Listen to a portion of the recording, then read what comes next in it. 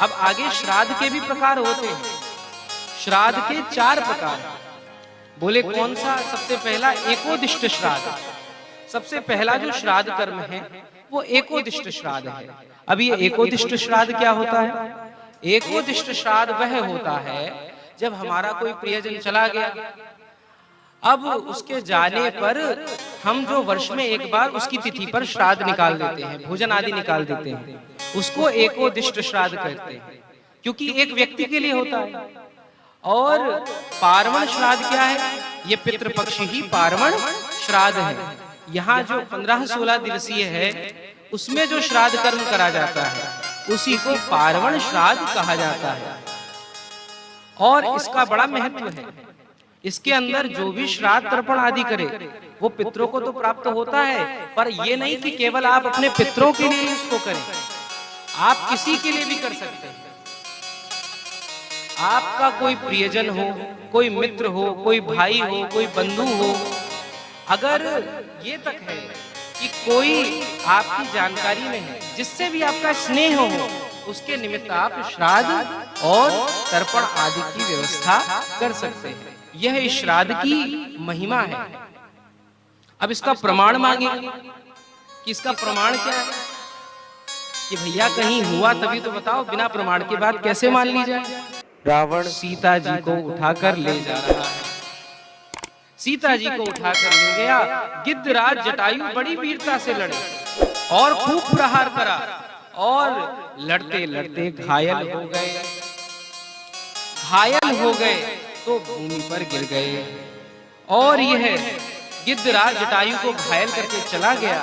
रावण ने उनके पंख काट दिए और इसके बाद में राम जी सीता जी को ढूंढते हुए आते हैं। सीता जी को ढूंढते ढूंढते जैसे ही आए और देखा जटायु की ये दशा है। जटायु को देखकर श्री राम जी, उसके अंदर धूल माटी लग जाए तो और दर्द होता है, श्री राम जी उन जटायु जी के घावों को अपनी जटाओं से झाड़ रहे हैं।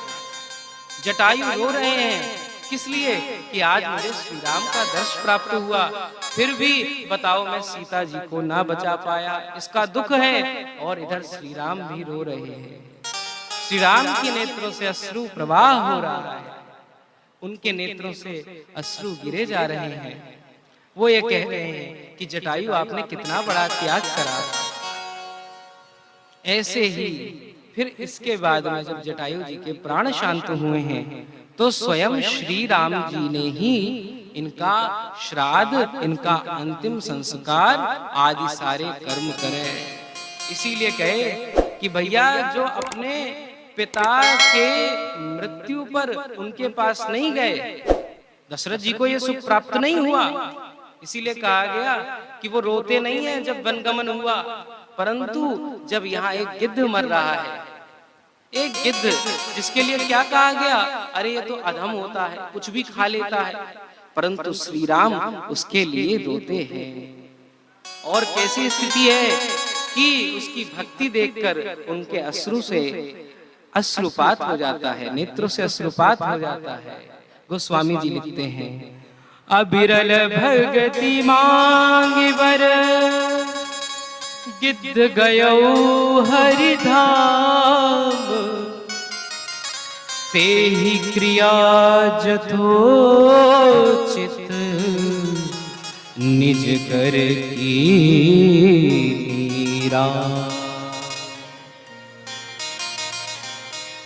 जैसी क्रिया अपने पिताजी की करनी, वैसे ही श्री राम जी ने गिद्धराज जटायु जी को अपना पिता मान लिया और उनकी सारी क्रिया करी। तो यहाँ से प्रमाण मिलता है कि इस समय में हम किसी के लिए श्राद्ध कर सकते हैं। इसीलिए बड़ा सुंदर कार्यक्रम है।